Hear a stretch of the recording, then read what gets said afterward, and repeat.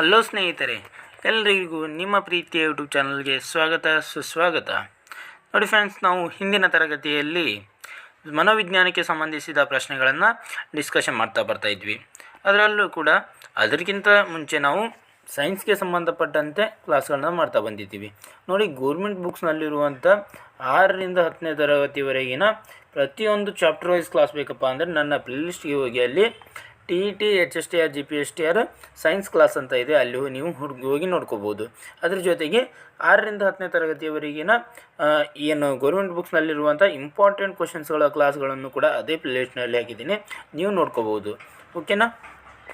81ನೇ ಪ್ರಶ್ನೆ, ಕಲಿಕೆಗೆ ಅಗತ್ಯವಾದ ಅಭಿಪ್ರೇರಣೆ ಡ್ಯಾಶ್ದಿಂದ ದೊರೆಯುತ್ತದೆ. ನೋಡಿ, ಕಲಿಕೆಗೆ ಅಗತ್ಯವಾದಂಥ ಅಭಿಪ್ರೇರಣೆ ಯಾವುದರಿಂದ ದೊರೆಯುತ್ತದೆ ಪ್ರಶ್ನೆ ಇದೆ. ಆಪ್ಷನ್ ಎ ಅಭ್ಯಾಸ ನಿಯಮ, ಆಪ್ಷನ್ ಬಿ ವಿಶ್ವಾಸದ ನಿಯಮ, ಆಪ್ಷನ್ ಸಿ ಪರಿಣಾಮ ನಿಯಮ, ಆಪ್ಷನ್ ಡಿ ಸಿದ್ಧತಾ ನಿಯಮ. ಇದಕ್ಕೆ ಸರಿಯಾದ ಉತ್ತರ ಆಪ್ಷನ್ ಸಿ ಪರಿಣಾಮದ ನಿಯಮ. ಪರಿಣಾಮ ನಿಯಮದಿಂದ ಕಲಿಕೆಗೆ ಅಗತ್ಯವಾದಂಥ ಅಭಿಪ್ರೇರಣೆ ದೊರೀತೈತಿ. ಪಾವ್ಲೋವ್ ಈ ಕೆಳಗಿನ ಯಾವ ಕಲಿಕಾ ಸಿದ್ಧಾಂತವನ್ನು ಪ್ರತಿಪಾದಿಸಿದರು? ನೋಡಿ, ಪಾವ್ಲೋವ್ರವರು ಪ್ರತಿಪಾದಿಸಿದಂಥ ಕಲಿಕಾ ಸಿದ್ಧಾಂತ ಯಾವುದಂತೇಳಿ ಪ್ರಶ್ನೆ ಇದೆ. ಇದಕ್ಕೆ ಸರಿಯಾದ ಉತ್ತರ ನೋಡ್ತಾ ಬರೋದಾದರೆ ಅಭಿಜಾತ ಅನುಬಂಧನ, ಅಭಿಜಾತ ಅನುಬಂಧನ, ಅಥವಾ ಇದನ್ನು ಅಭಿಜಾತ ಸೋಪಾದಿತ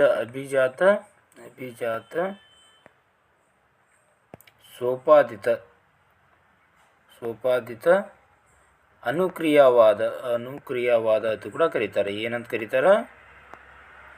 ಅಭಿಜಾತ ಸೋಪಾದಿತ ಅನುಕ್ರಿಯಾವಾದ ಅಥವಾ ಅಭಿಜಾತ ಅನುಬಂಧನ ಅಂತ ಕೂಡ ಕರೀತಾರೆ.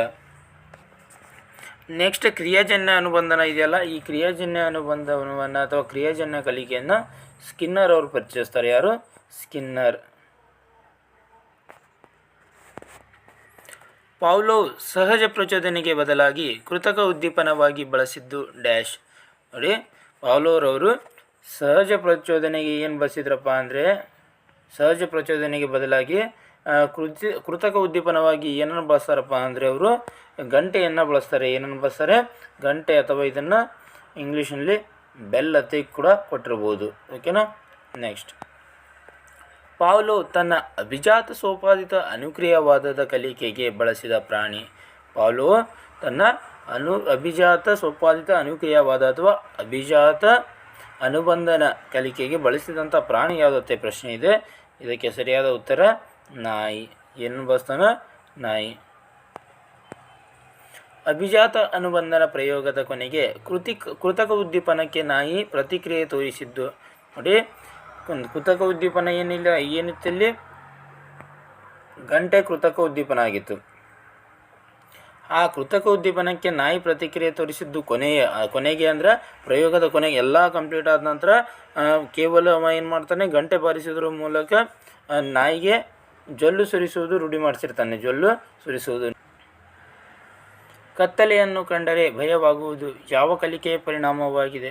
ನೋಡಿ, ಕತ್ತಲೆಯನ್ನು ಕಂಡರೆ ಭಯವಾಗುವುದು ಇದು ಯಾವ ಕಲಿಕೆಯ ಪರಿಣಾಮಪ್ಪ ಅಂದರೆ ಅಭಿಜಾತ ಅನುಬಂಧನ ಕಲಿಕೆಯ ಒಂದು ಪರಿಣಾಮ. ಋಣಾತ್ಮಕ ಅನುಬಂಧನವನ್ನು ಈ ರೀತಿಯಿಂದಲೂ ಕರೆಯುವರು.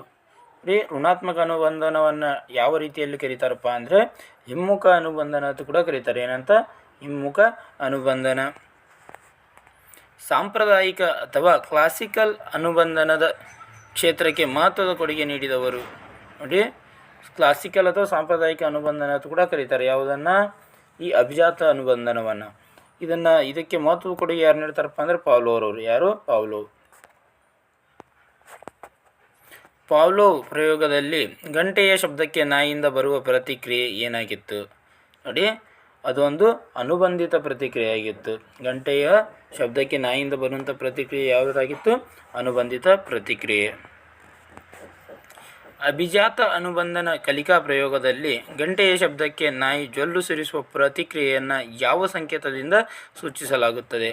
ನೋಡಿ, ನಾನು ಒಂದು ಈ ಪ್ರಯೋಗದ ಅಭಿಜಾತ ಅನುಬಂಧನ ಪ್ರಯೋಗದ ಕೊನೆಯಲ್ಲಿ ಏನು ಬಂದುತ್ತೆ ಹೇಳಿದ್ದೆ ನಾನು. ಹೌದಾ? ಆರ್ಟಿಫಿಷಿಯಲ್ ಸ್ಟಿಮ್ಯುಲೇಷನ್ ಆದಂಥ ಗಂಟೆಗೆ ಅಂದರೆ ಕೃತಕ ಉದ್ದೀಪನಕ್ಕೆ ಏನಾಗ್ತಾ ಇತ್ತು? ನಾಯಿ ಜೊಲ್ಲು ಸುರಿಸ್ತಾ ಇತ್ತು. ಅದನ್ನು CR ಅಂತ ಕರೆದಿದ್ದೀವಿ. ಲಾಸ್ಟಿಗೆ ಕೊನೆಯಲ್ಲಿ ಏನಂತ ಕರೆದಿದ್ವಿ? CR. ಹೌದಾ? ಇದಕ್ಕೆ ಸರಿಯಾದ ಉತ್ತರ ಆಪ್ಷನ್ ಸಿ CR. ನಮ್ಮ ಪ್ರಯತ್ನವಿಲ್ಲದೆ ವಸ್ತುಗಳನ್ನು ಗಮನಿಸುವುದನ್ನು ಎಂತಹ ಅವಧಾನ ಎನ್ನುತ್ತಾರೆ? ನೋಡಿ, ನಮ್ಮ ಪ್ರಯತ್ನವೇ ಇಲ್ಲ ಆದರೂ ಕೂಡ ವಸ್ತುಗಳನ್ನು ಗಮನಿಸ್ತಾ ಇದ್ದೀವಿ, ಅಂಥವ ಅವಧಾನವನ್ನು ಏನಂತ ಕರಿತೀವಪ್ಪ ಅಂದ್ರೆ ಅನೈಚ್ಛಿಕ ಅವಧಾನ. ಯಾವುದು? ಅನೈಚ್ಛಿಕ ಅವಧಾನ. ಅವಧಾನ ಮತ್ತು ಪ್ರತ್ಯಕ್ಷ ಅನುಭವಗಳ ಮೂಲತಃ ಇವು ಒಂದೊಂದೊಂದು ಏನಪ್ಪ ಅಂದ್ರೆ ಇವು ಮನೋಶಾರೀರಿಕ ಪ್ರಕ್ರಿಯೆಗಳು. ಅವಧಾನ ಮತ್ತು ಪ್ರತ್ಯಕ್ಷ ಅನುಭವಗಳು ಮನೋಶಾರೀರಿಕ ಪ್ರಕ್ರಿಯೆಗಳು. ನೆಕ್ಸ್ಟ್, ಬೈಸಿಕಲ್ ಓಡಿಸಲು ಕಲಿತ ಶ್ರೇಯಸ್ ಸ್ವಲ್ಪ ತೊಂದರೆಯೊಂದಿಗೆ ಏನು ಮಾಡ್ತಾನಂತ ಮೋಟಾರ್ ಬೈಕನ್ನು ಓಡಿಸಬಲ್ಲ. ಇಲ್ಲಿ ಮೋಟಾರ್ ಬೈಕ್ ಕಲಿಕೆಯಲ್ಲಿ ಒಳಗೊಂಡಿರುವ ಪ್ರಕ್ರಿಯೆ ಯಾವುದು ಅಂತ ಪ್ರಶ್ನೆ ಇದೆ. ಇಲ್ಲಿ ಏನಾಗೈತಪ್ಪ ಅಂದ್ರೆ ಆಪ್ಷನ್ ಎ ವೈವಿಧ್ಯಮಯ ಕಲಿಕೆ ಆಗೈತಿ, ಆಪ್ಷನ್ ಬಿ ಅಧಿಕ ಕಲಿಕೆ ಆಗಿತ್ತು, ಅಥವಾ ಕಲಿಕೆಯ ವರ್ಗಾವಣೆ ಆಗಿತ್ತು, ಅಥವಾ ಅಭ್ಯಾಸ ಕಲಿಕೆ ಆಗಿತ್ತು ಅಂತ ಪ್ರಶ್ನೆ ಇದೆ. ಇದಕ್ಕೆ ಸರಿಯಾದ ಉತ್ತರ ಇಲ್ಲೇನಾಗೈತಪ್ಪ ಅಂದ್ರೆ ಕಲಿಕೆಯ ವರ್ಗಾವಣೆ ಆಗೈತಿ. ನೋಡಿ, ಮೊದಲಿಗೆ ಏನು ಮಾಡ್ತಾ ಇದ್ದವ ಬೈಸಿಕಲನ್ನು ಓಡಿಸ್ತಾ ಇದ್ದ, ಆ ನಂತರ ಏನು ಮಾಡ್ತಾನೆ ಮೋಟ್ರ್ ಬೈಕನ್ನು ಓಡಿಸ್ತಾನೆ. ಇಲ್ಲಿ ಏನಾಯಿತು ಬೈಸಿಕಲಿಂದ ಮೋಟಾರ್ ಬೈಕ್ ಬಂದ. ಇಲ್ಲಿ ಏನಾಗೈತಿ ಕಲಿಕೆಯ ವರ್ಗಾವಣೆ ಆಗೈತಿ. ಎರಡು ಸೇಮ್ ಇರ್ತಾವೆ, ಹೌದಾ? ಬಲಭಾಗದಿಂದ ಕಾರ್ ಚಲಿಸುವಲ್ಲಿ ಅಭ್ಯಾಸ ಹೊಂದಿರುವ ಒಬ್ಬ ಅಮೇರಿಕನ್ ಅದೇ ನಮ್ಮ ಭಾರತಕ್ಕೆ ಬಂದಾಗ ಎಡಭಾಗದಿಂದ ಕಾರ್ ಚಲಾಯಿಸಲು ಭಾರತದಲ್ಲಿ ತೊಂದರೆ ಎದುರಿಸುತ್ತಾನೆ. ನೋಡಿ, ಇದೊಂದು ಕಾರ್ ಅಂತ ತಿಳ್ಕೊಳ್ಳಿ, ಇದೊಂದು ಏನಿದು ಕಾರ್. ಹಾಗಾದರೆ ಕಾರ್ನ ಒಂದು ಬಲಭಾಗದಲ್ಲಿಂದ ಅವ ಏನು ಮಾಡ್ತಾ ಇದ್ದ ಚಲಾವಣೆ ಮಾಡ್ತಾ ಇದ್ದ, ಅಭ್ಯಾಸವನ್ನು ಹೊಂದಿದ್ದವ. ಅದೇ ನಮ್ಮ ಭಾರತದಲ್ಲಿ ಎಡಭಾಗದಿಂದ ಕಾರ್ ಚಲಾಯಿಸಲು ಏನು ಮಾಡ್ತಾನವ ತೊಂದರೆಯನ್ನು ಅನುಭವಿಸ್ತಾನೆ. ಇದು ಕೆಳಗಿನ ಯಾವುದನ್ನು ವಿವರಿಸುತ್ತದೆ ಅಂತೇಳಿ ಪ್ರಶ್ನೆ ಇದೆ. ಇದಕ್ಕೆ ಸರಿಯಾದ ಉತ್ತರ ನೋಡ್ತಾ ಬರೋದಾದರೆ ಕಲಿಕೆಯ ಋಣಾತ್ಮಕ ವರ್ಗಾವಣೆ. ಕಲಿಕೆಯ ಋಣಾತ್ಮಕ ವರ್ಗಾವಣೆಯಾಗಿದೆ. ವರ್ಗಾವಣೆ ಯಾವಾಗಲೂ ಈ ಅಂಶವನ್ನು ಅವಲಂಬಿಸಿರುತ್ತದೆ. ವರ್ಗಾವಣೆ ಯಾವ ಅಂಶವನ್ನು ಅವಲಂಬಿಸಿರುತ್ತದೆ ಅಂತ ಪ್ರಶ್ನೆ ಇದೆ. ಇದಕ್ಕೆ ಸರಿಯಾದ ಉತ್ತರ ಕಲಿಕೆಯ ಅನುರೂಪವನ್ನು ಅವಲಂಬಿಸಿರುತ್ತೆ. ಏನು? ಕಲಿಕೆಯ ಅನುರೂಪ. ಧನಾತ್ಮಕ ಕಲಿಕೆಯ ವರ್ಗಾವಣೆ ಈ ಕೆಳಗಿನ ಯಾವುದರ ಬಳಕೆಯಿಂದ ನಡೆಯುತ್ತದೆ? ನೋಡಿ, ಧನಾತ್ಮಕ ಕಲಿಕೆಯ ವರ್ಗಾವಣೆ ಈ ಕೆಳಗಿನ ಯಾವುದರಿಂದ ನಡೆಯುತ್ತದೆ ಪ್ರಶ್ನೆ ಇದೆ. ಆಪ್ಷನ್ ಎ ಹೋಲಿಕೆ ಇರುವ ಕಾರ್ಯಗಳು, ಆಪ್ಷನ್ ಬಿ ವಿಭಿನ್ನ ಕಾರ್ಯಗಳು, ಆಪ್ಷನ್ ಸಿ ಶಾಬ್ದಿಕ ಕಾರ್ಯಗಳು, ಆಪ್ಷನ್ ಡಿ ಗತಿ ಸಾಮರ್ಥ್ಯದ ಕಾರ್ಯಗಳು.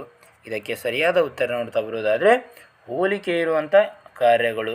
ನೋಡಿ, ಧನಾತ್ಮಕ ಕಲಿಕೆಯ ವರ್ಗಾವಣೆಯು ಹೋಲಿಕೆ ಇರುವ ಕಾರ್ಯಗಳ ಬಳಕೆಯಿಂದ ಮಾತ್ರ ನಡಿತೈತಿ. ಓಕೆನಾ? ಅಂದರೆ ಇವಾಗ ನಾವು ನೋಡಿದ್ದೀವಿ ಏನಪ್ಪ ಅಂದರೆ ಒಬ್ಬನಿಗೆ ಸೈಕಲ್ ಹೊಡಕ್ಕೆ ಬರ್ತೈತಿ, ಒಬ್ಬ ವ್ಯಕ್ತಿಗೆ ಸೈಕಲ್ ಹೊಡಕ್ಕೆ ಬರ್ತೈತಿ. ಅವ ಏನು ಮಾಡ್ತಾನೆ, ಸ್ವಲ್ಪ ತೊಂದರೆಯಿಂದಿಗೆ ಏನು ಮಾಡಿದ ನಂತರ ಬೈಕ್ ಹೊಡಿಯೋದು ಕಲ್ಕೊಂಡ. ಹೌದಾ? ಬೈಕ್ ಹೊಡಿತಾನೆ. ಯಾಕಪ್ಪ ಅಂದ್ರೆ ಅವ್ನಿಗೆ ಸೈಕಲ್ ಹೊಡ್ಯಕ್ಕೆ ಮೊದಲೇ ಬರ್ತಿತ್ತು, ನಂತರ ಇವಾಗ ಅದು ಆ್ಯಸ್ ಇಟ್ ಈಸ್ ಸೇಮ್ ಏನೈತಿ, ಎರಡಕ್ಕೂ ಹೋಲಿಕೆಯಲ್ಲೇ ಸೇಮ್ ಇದೆ, ಅಲ್ಪ ಸ್ವಲ್ಪ ಸೇಮ್ ಇದೆ. ಅದು ಏನಾಗ್ತಿತ್ತು ಇಲ್ಲಿ ಧನಾತ್ಮಕ ಕಲಿಕೆಯ ವರ್ಗಾವಣೆ ಆಯಿತು. ಓಕೆನಾ? ನೆಕ್ಸ್ಟ್, ಒಂದು ವಿಷಯದ ಕಲಿಕೆ ಇನ್ನೊಂದು ವಿಷಯದ ಕಲಿಕೆಗೆ ಪ್ರೋತ್ಸಾಹವನ್ನಾಗಲಿ ಅಥವಾ ಅಡ್ಡಿಯನ್ನಾಗಲಿ ಉಂಟು ಮಾಡದಿದ್ದಲ್ಲಿ. ನೋಡಿ, ಒಂದು ವಿಷಯದ ಕಲಿಕೆ ಇನ್ನೊಂದು ವಿಷಯದ ಕಲಿಕೆಗೆ ಯಾವುದೇ ಒಂದು ಪ್ರೋತ್ಸಾಹ ಆಗಿರ್ಬೋದು ಅಥವಾ ಅಡ್ಡಿ ಆಗಿರ್ಬೋದು ಉಂಟು ಮಾಡದಿದ್ದಲ್ಲಿ ಅದನ್ನು ಡ್ಯಾಶ್ ಎನ್ನುವರು. ಇದಕ್ಕೆ ಸರಿಯಾದ ಉತ್ತರ ಏನಪ್ಪ ಅಂದರೆ ಶೂನ್ಯ ವರ್ಗಾವಣೆ. ಏನಂತ ಕರಿತೀವಿ? ಶೂನ್ಯ ವರ್ಗಾವಣೆ. ತಟಸ್ಥ ವರ್ಗಾವಣೆಯನ್ನು ಈ ರೀತಿಯಲ್ಲಿ ಹೇಳಬಹುದು. ಆಪ್ಷನ್ ಎ ಧನಾತ್ಮಕ ವರ್ಗಾವಣೆ, ಆಪ್ಷನ್ ಬಿ ಏಕಮುಖ ವರ್ಗಾವಣೆ, ಆಪ್ಷನ್ ಸಿ ಋಣಾತ್ಮಕ ವರ್ಗಾವಣೆ, ಆಪ್ಷನ್ ಡಿ ಶೂನ್ಯ ವರ್ಗಾವಣೆ. ನೋಡಿ, ತಟಸ್ಥ ವರ್ಗಾವಣೆಯನ್ನು ನಾವು ಶೂನ್ಯ ವರ್ಗಾವಣೆ ಅಂತ ಕರಿತೀವಿ. ಏನಂತ ಕರಿತೀವಿ? ಶೂನ್ಯ ವರ್ಗಾವಣೆ. ತಟಸ್ಥ ಅಂದ್ರೆ ಏನೂ ಇಲ್ಲ ಅಂದಂಗೆ, ತಟಸ್ಥ ಅಂದ್ರೆ ಏನೂ ಇಲ್ಲ ಅಂದಂಗೆ, ಆವಾಗ ಶೂನ್ಯತೆ ನಿಮ್ಗೆ ಗೊತ್ತಾಗಬೇಕು. ಓಕೆನಾ? ಬಲಗೈಯಲ್ಲಿ ಬರೆಯಲು ಸಾಧ್ಯವಾಗುವ ಒಬ್ಬ ವ್ಯಕ್ತಿ. ನೋಡಿ, ಬಲಗೈಯಲ್ಲಿ ಬರೆಯಲು ಸಾಧ್ಯವಾಗುವಂಥ ಒಬ್ಬ ವ್ಯಕ್ತಿ ಏನು ಮಾಡತ್ತಾನತ್ತ ಸ್ವಲ್ಪ ತೊಂದರೆಯೊಂದಿಗೆ ಎಡಗೈಯಲ್ಲೂ ಸಹ ಬರೆಯಬಲ್ಲನು. ಇದು ಈ ಕೆಳಗಿನ ಯಾವುದಕ್ಕೆ ಉದಾಹರಣೆಯಾಗಿದೆ? ಇದು ಯಾವುದಕ್ಕೆ ಉದಾಹರಣೆ ಆಗೈತಪ್ಪ ಅಂದರೆ ದ್ವಿಪಾರ್ಶ್ವ ಕಲಿಕೆಯ ವರ್ಗಾವಣೆ. ಯಾವುದು? ದ್ವಿಪಾರ್ಶ್ವ ಕಲಿಕೆಯ ವರ್ಗಾವಣೆ ಆಗೈತಿ. ದ್ವಿಪಾರ್ಶ್ವ ಅಂದರೆ ಇಲ್ಲಿ ಬಲಗೈಯಲ್ಲಿಂದ ಏನು ಮಾಡ್ತಾ ಇದ್ದ, ಬರೆಯಲು ಬರಿತಾ ಇದ್ದ. ಅದನ್ನು ಏನು ಮಾಡ್ತಾನವ ಈಗ ಎಡಗೈಯಲ್ಲಿ ಬರಿತಾ ಇದ್ದಾನೆ. ಅದರಲ್ಲೂ ಸ್ವಲ್ಪ ತೊಂದರೆಯೊಂದಿಗೆ ಬರಿತಾ ಇದ್ದಾನೆ. ಇಲ್ಲೇನಾಯಿತು, ದ್ವಿಪಾರ್ಶ್ವ, ಒಂದು ಪಾರ್ಶ್ವದಿಂದ ಇನ್ನೊಂದು ಪಾರ್ಶ್ವಕ್ಕೆ ಬದಲಾವಣೆ ಆಯಿತು. ಓಕೆನಾ?